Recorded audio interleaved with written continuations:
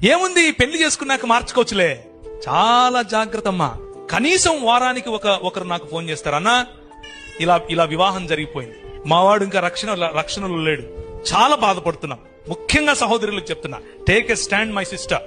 అవతలి వ్యక్తి యేసు ప్రభువును నమ్మి రక్షింపబడినటువంటి విశ్వాసి అయితే తప్ప మీ జీవితాల్లో వారిని అనుమతించకండి. మీ పెద్దల ప్రెషర్ అయినా సరే, మీ కులం యొక్క ప్రెషర్ అయినా సరే, వారితో మాట్లాడండి. కానీ ఇలాంటి దేవుని వాక్య విరోధమైనటువంటి వాటిని మీ జీవితంలో అనుమతించకండి. Same thing with young boys, యవనులు. చాలా సార్లు ఈ ఉదాహరణ చెప్తుంటాను. మిద్దెకి ఒక ఆయన తాడేసాడంట కిందోడికి. ఒరే పట్టుకొని ఎక్కరా అంటున్నాడు. ఎక్కేవాడు గుంజితే పైనోడు పడతాడా, లేకపోతే కిందున్నోడు గుంజితే పైనున్నోడు గుంజితే కిందోడు పైకి వస్తాడా? ఆత్మీయతలో కూడా అంతే. నీ స్థాయి ఏంటి? ఇశ్రాయేలు, నీ భాగ్యం ఎంత గొప్పది, యెహోవా రక్షించిన నీ జీవితం ఎంత గొప్పది. అలాంటిది తీసుకుపోయి నువ్వు ఎవరికి కట్టబెడుతున్నావు? రాజైనా ఆహాబుతో వియ్యమందుతావా? యువర్ బిజినెస్ పార్ట్నర్షిప్ ఎవరితో ఉంది? మీరు ఎవరితో వియ్యమందుతున్నారు?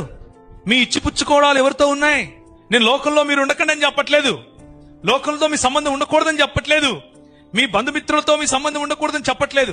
కానీ మీ కుటుంబాలను నియంత్రించేంతగా వారిని లోపలికి రానివద్దు. మీ కుటుంబాన్ని, మీ ఫెయిత్ ను నియంత్రించేంతగా వారి ఇన్ఫ్లుయెన్స్, వారి యొక్క ప్రభావం, అది కులమైనా సరే, అది మతమైనా సరే, అది ప్రాంతమైనా సరే, భాష అయినా సరే, ఏదైనా సరే, బంధువర్గమైనా సరే, let nothing control your faith in the lord Jesus Christ. Yesu క్రీస్తుతో మీకున్న సంబంధాన్ని ఇవేవీ కూడా నియంత్రించకుండా ఉండేందుకు మీరు సిద్ధపడాలి.